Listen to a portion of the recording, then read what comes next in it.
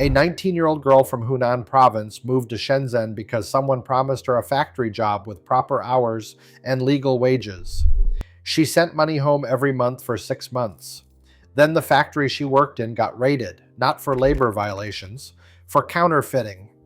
And when the dust settled, she did not receive back pay, she did not receive compensation, and her name appeared nowhere in the legal case that followed because officially she had never been there. That story is not rare. Versions of it play out across the manufacturing corridors of southern China every year, in facilities that produce the watches, sitting in markets from Dubai to London to Los Angeles, on wrists of people who have no idea who made what they are wearing or what it costs to make it. This video is about those people, the workers inside the counterfeit watch industry that nobody talks about when the conversation is about fakes, about authenticity, about Rolex's legal battles, or about whether a super clone is worth buying. The conversation about fakes has been dominated entirely by the consumer side. Is it legal? Is it detectable? Is it worth the money? The people who actually make them have been almost completely invisible in that conversation. That is what this video is going to change. Subscribe to support the channel. This kind of reporting takes real time, and the support genuinely means a lot. To understand what is happening to workers in these facilities, the starting point is understanding what the facilities actually are, because the image most people have of a counterfeit factory is wrong in ways that matter. The popular image is of a large operation, a single factory producing finished watches from raw materials with workers who know they are making fakes and have made a conscious choice to do so. That image describes a minority of the actual production landscape. The majority of counterfeit watch production in southern China is fragmented across a supply chain where most workers at any individual node have no visibility into what the finished product is or where it goes.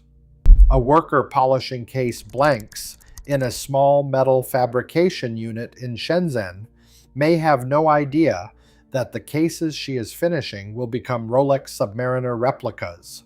She is polishing metal parts. The cases move to another facility where they are assembled with dials sourced from a third supplier and movements sourced from a fourth.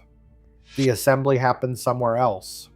The finishing, the bracelet attachment, the case back engraving, each of those steps happens in a different location with a different workforce. This fragmentation is not accidental. It is the structural response to decades of enforcement. A single large facility is a single target that can be raided and closed. A supply chain distributed across dozens of small operations is not. Shutting down one node closes one node, and the supply chain routes around it within weeks. The consequence for workers is that the legal and labor protections that apply to formal employment, such as contracts, minimum wage enforcement, overtime limits, and injury compensation, are effectively absent in most of these facilities. Formal employment requires formal registration. Formal registration creates records. Records create liability. The smallest operations in this supply chain exist in a legal gray zone that is specifically designed to be too small and too distributed to attract regulatory attention. That gray zone is where the labor abuses happen. But before getting to the conditions inside these facilities, it is worth understanding how workers arrive there, because the recruitment process is itself a form of exploitation that begins long before anyone picks up a polishing tool. The pipeline that feeds workers into the counterfeit manufacturing supply chain runs primarily from rural inland provinces to the manufacturing corridors of Guangdong. It operates through a network of informal labor brokers, people who travel to smaller cities and villages and present opportunities in Shenzhen or Dongguan as legitimate factory work. The pitch is consistent: good wages, accommodation provided, steady hours, legal employment. Sometimes the pitch includes specific details designed to sound credible: a company name, a factory address, a wage figure that is above what the worker could earn locally. What is almost never included in the pitch is any paperwork. Workers are told that contracts will be signed on arrival. They are told that the paperwork is a formality. They travel to the city, they are taken to the facility, and by the time the gap between the pitch and the reality is apparent, they are in a city where they know no one, have spent their savings on travel, and are dependent on the person who brought them for accommodation and their first month's wages. That dependency is the mechanism of control. A worker who arrived expecting legal employment and found something different cannot simply leave, because leaving means losing the wages already earned, losing the accommodation, and having no resources to navigate the city independently. The broker who recruited them is also the person who controls access to both. Complaining formally requires knowing how to navigate a bureaucratic system in an unfamiliar city where the worker has no documentation of formal employment. This is not an accident of poor organization. It is a deliberate structure that produces maximum leverage over the workforce at minimum cost to the operator. The working conditions documented by researchers, investigative journalists, and former workers across multiple reporting projects over the past several years describe environments that share consistent characteristics. Hours regularly exceed legal limits. 12 to 14-hour shifts are common during peak production periods, with no overtime compensation at the rates legally required. Wages are held back as a form of coercion. Workers are told they will receive full payment at the end of a contract period, which means leaving before that period ends causes them to lose weeks or months of earned wages.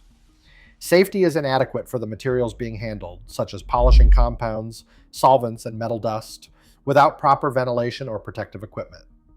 The injury rate in small metalworking facilities operating outside formal regulatory oversight is untracked in any systematic way, because the facilities are not formally registered in ways that would require tracking.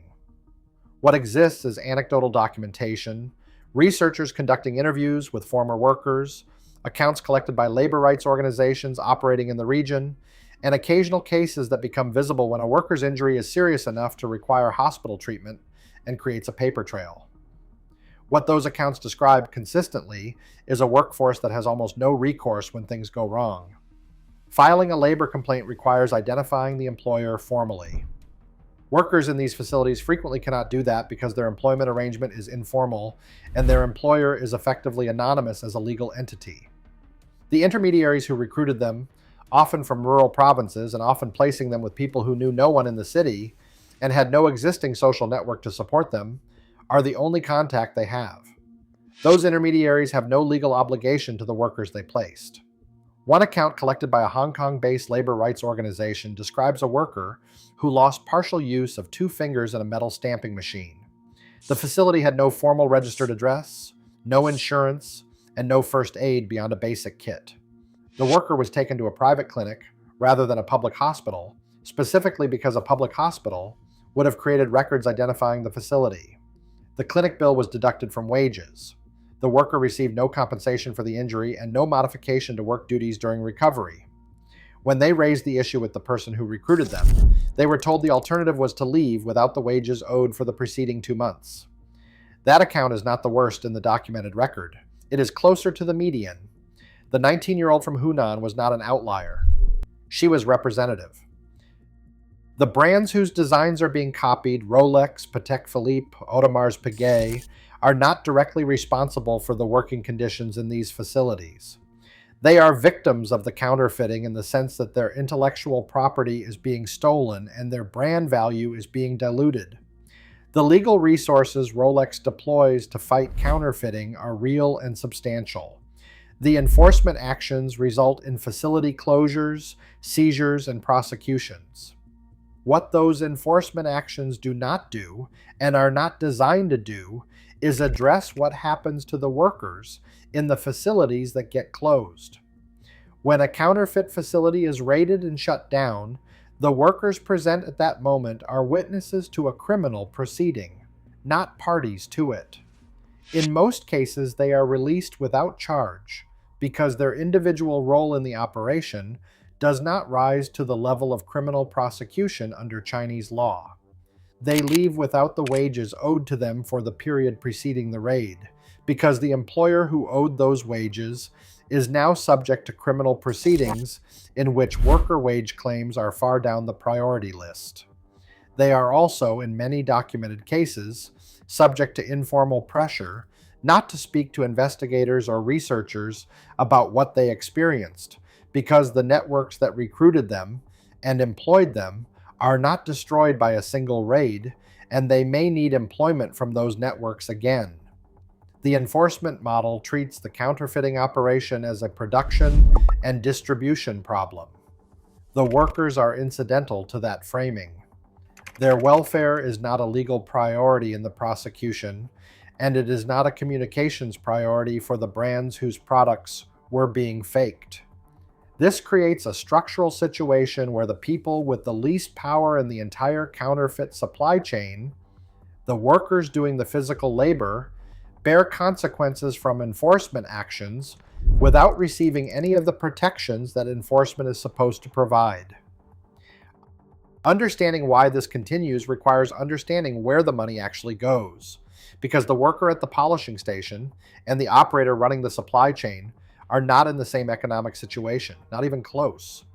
A high-quality Rolex Submariner replica, sold through established gray market channels, reaches the end consumer at prices ranging from a few $100s to over $1,000 for the highest tier of production. The margin at the point of sale, the online seller moving units through Telegram channels, Reddit communities, and dedicated forums, is significant.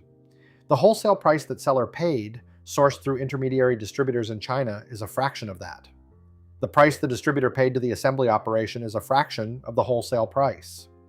At the bottom of that chain, the worker polishing case components earns a daily wage that, even when paid at the promised rate, represents a tiny fraction of the value of the final product. The economics are not unusual for manufacturing in general. The value capture happens at distribution and retail, not at production.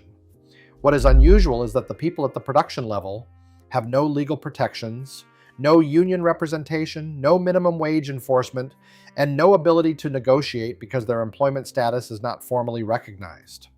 The operators who run the assembly and component supply nodes are not wealthy. They are middlemen in a chain that benefits the layers above them significantly more than it benefits them. But they are wealthy relative to the workers, and they have resources that allow them to absorb the cost of an occasional raid, legal fees, relocation costs, the cost of restarting in a new location in ways that the workers they employed cannot. The money flows up, the risk flows down. The workers sit at the bottom of both curves. The scale of this is genuinely difficult to quantify. The counterfeit watch industry is by its nature an unmeasured economy. Estimates of the number of counterfeit watches produced annually run into the hundreds of millions across all price points and all brands.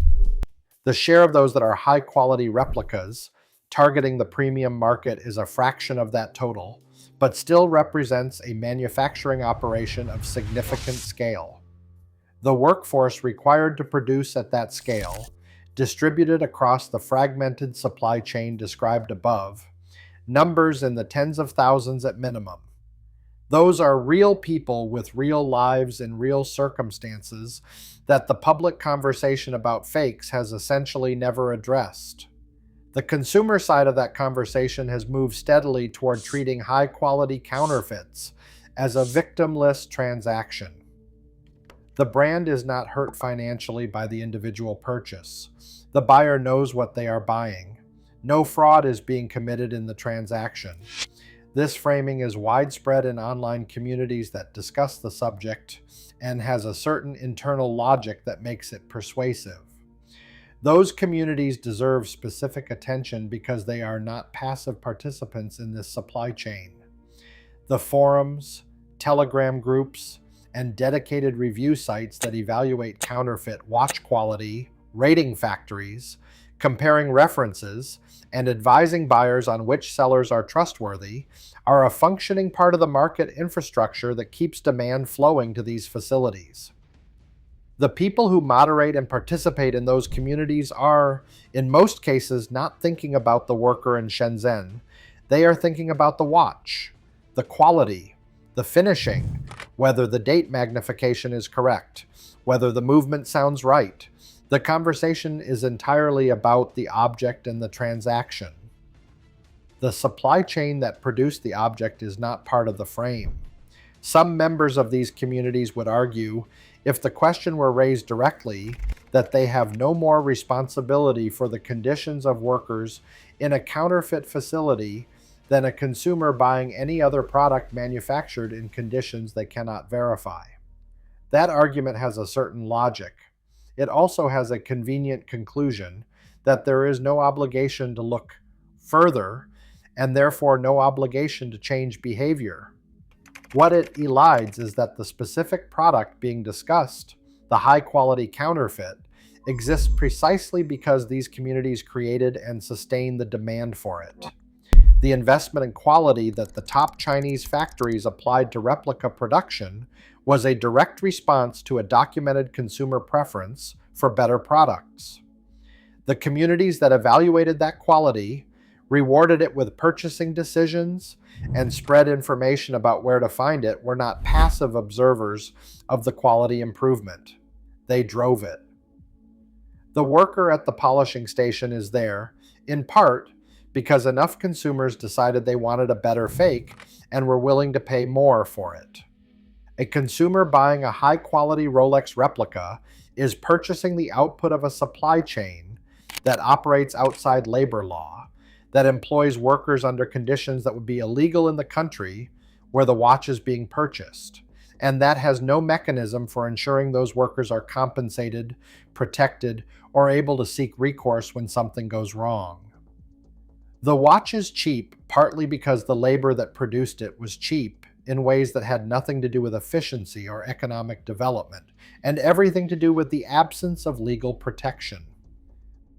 The brands, the enforcement agencies, and the governments involved have not solved this problem and show no signs of solving it in ways that address the workers specifically.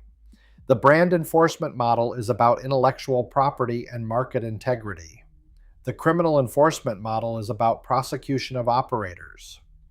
The regulatory model, worker protection, requires the kind of formal employer registration that the counterfeit supply chain is specifically structured to avoid. This leaves the workers in a situation where every mechanism that is theoretically supposed to protect them is practically inaccessible. Researchers and labor rights organizations that have attempted to document and address this have faced consistent obstacles. Access to the facilities is impossible without the cooperation of operators who have every reason to refuse. Workers who have left the industry are difficult to locate and often reluctant to speak on record, for reasons that are entirely rational given their circumstances. The legal framework that governs labor complaints in China requires formal employment documentation that these workers do not have. The interviews collected under conditions of anonymity and the accounts published by labor rights organizations paint a consistent picture of a workforce that was recruited with promises that were not honored, employed under conditions that were not disclosed, and left without remedy when things went wrong. That picture has existed for years. Some organizations have tried to change it, and it is worth being honest about why those attempts have not worked. The most direct approach, labor rights organizations attempting to identify and document conditions in specific facilities, faces a fundamental access problem. The facilities are not publicly registered. Workers inside cannot communicate freely because their phones and communications are often monitored by the operators. Former workers who have left the industry can be located and interviewed, but their accounts are historical rather than current, and the specific facilities they describe are typically no longer operating under the same structure by the time the documentation is published. The approach of using consumer pressure, informing buyers about supply chain conditions, and expecting that information to change purchasing behavior has worked in other industries. It has not worked here, in part because the community of buyers most directly targeted by this information has already constructed a moral framework that excludes supply chain considerations from the purchasing decision. The victimless transaction framing is not held ignorantly. It is held deliberately as a conclusion people have arrived at and do not wish to revisit. Pressuring Chinese authorities to enforce labor law in these facilities runs into the jurisdictional reality that Chinese labor enforcement prioritizes formally registered employers. Facilities that are not formally registered are outside the routine enforcement system. The resources and political will required to systematically address informal employment in the manufacturing corridors of Guangdong would require a level of enforcement commitment that has not materialized and shows no sign of materializing. The result is a situation where the problem is documented, the mechanisms for addressing it are understood, and none of them are working. The public conversation about counterfeit watches has not engaged with it in any serious way. There is a version of the fake watch conversation that includes this. That acknowledges that the object being discussed was produced by a person under conditions that the buyer would not endorse if they knew about them. That treats the supply chain behind the purchase as morally relevant, not just the transaction at the point of sale. That version of the conversation is not comfortable. It complicates the framing that treats high-quality counterfeits as harmless consumer choices. It requires the buyer to think about someone they will never meet, in a city they have probably never visited, doing work that nobody in the transaction will ever acknowledge. But that person exists. The 19-year-old from Hunan exists. The workers polishing cases in unventilated rooms exist. The people who left with no pay after a raid exist. The watch on the gray market does not come from nowhere. Understanding where it actually comes from is not optional if the goal is to think honestly about what it means to buy one. If this kind of content is worth making, subscribing to the channel is the best way to show that. Every person who supports this channel makes it possible to keep going, and that support is genuinely appreciated.